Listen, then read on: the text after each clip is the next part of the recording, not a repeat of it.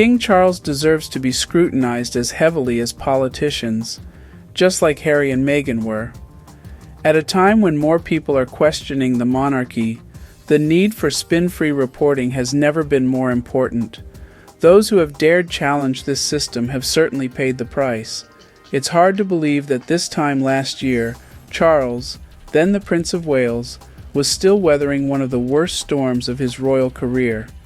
Explosive revelations from a top political editor had uncovered dubious financial contributions being made to one of his charities, leading many to question the ethics behind the millions being raised. For the late Queen's son, the stories threatened to stain his own legacy and bring shame to the institution of the monarchy, particularly when a palace aide was forced to publicly pledge that Charles would never again accept bags of cash to his charities. The previous year, another scandal, this time involving one of Charles's charities and a Saudi billionaire, resulted in an investigation being launched by London's Metropolitan Police Service, in which 2 men were questioned under caution. And yet follow-up coverage of both of the monarch's Prince's Foundation donations saga, particularly from the majority of the royal press pack, has been virtually non-existent. While there has been little new information from authorities, a lack of updates has never usually been an obstacle for individuals on the royal beat. The months this year when the Duchess of Sussex had not been seen or heard in public certainly didn't stop dozens of stories being written about her every day. The King, whose foundation has been caught up in a criminal investigation, on the other hand, curiously hasn't appeared to evoke much interest from many of those who dedicate their lives to covering the royal family. Even in the lead up to Charles's coronation last month, when the likes of the Daily Mail, Telegraph, and Daily Express dedicated countless pages to lengthy, praise-filled profiles of the new monarch, there was hardly a mention of the scandal that he had been apologizing for just 70 days prior to becoming king. This is nothing new. Though heavyweight scoops about members of the family are still broken by other sections of the media, royal journalism, the regurgitation of press releases and steady supply of briefing memos sent out by royal aides has become the tried and trusted reporting style for a number of royal correspondents when it comes to protecting precious relationships with those at the palace. Not wanting to bite the hand that regularly feeds is why those with some of the deepest access and strongest relationships are often the ones sharing the very least. And that's exactly how palace communications aides would want it. The nature of these relationships has created a beat where impartiality, though often claimed, is rarely a reality. Being critical or negative in one's reporting, when necessary, would ultimately mean risking those precious relationships. So impartiality is usually flexed in other, more easy ways, namely focusing on stories about royals that won't damage relations with the palace.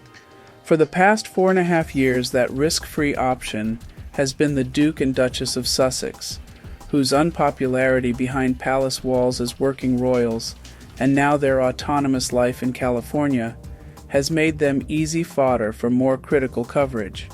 It's why staff turnovers at the Sussex's Archewell business continue to be prime tabloid ammunition, and why Kate, the Princess of Wales, hasn't had to face many questions about the 5, if you count the one who accepted the job and then mysteriously changed their mind, private secretaries who have worked for her over the past 6 years.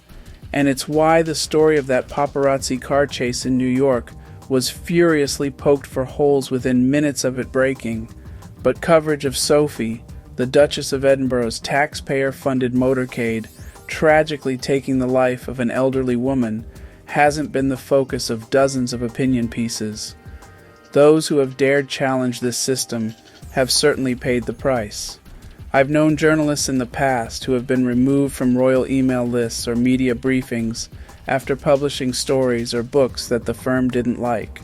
For me, who also spent years dancing the palace dance for access and perks, my first major punishment came after the release of Finding Freedom, a book that told the inside story of the Sussex's royal departure. Sources told me that Prince William was so incensed by my revelations that his Kensington Palace team had given negative information to favored journalists about his brother that he wanted me barred from his engagements.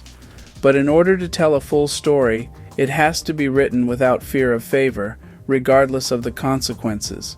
It's one of the reasons why I spent the past year writing my book, Endgame, an unfiltered investigation into the current state of the royal family.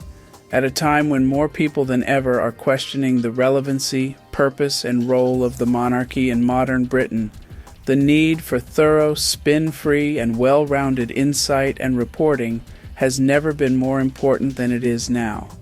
As well as speaking with those involved in some of the most defining and controversial royal moments in recent years, the book also brings new details on unsolved mysteries, as well as stories you will be reading about for the very first time. Of course, it's not all scandal.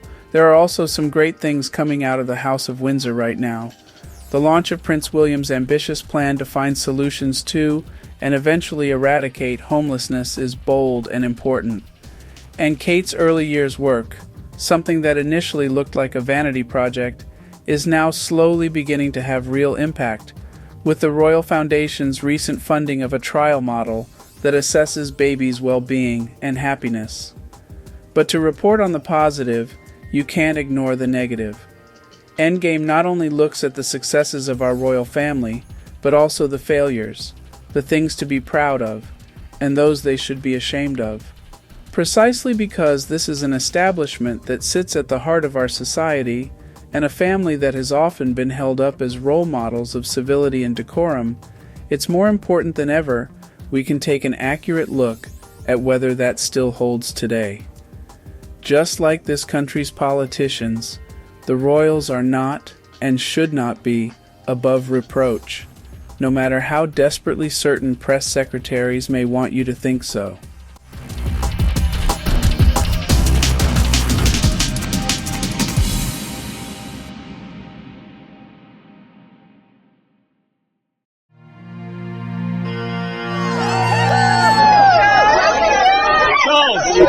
While we struggle to heat our homes, we have to pay for your parade. The taxpayer pays 100 million for you, and what for? Needham Renin, not my king!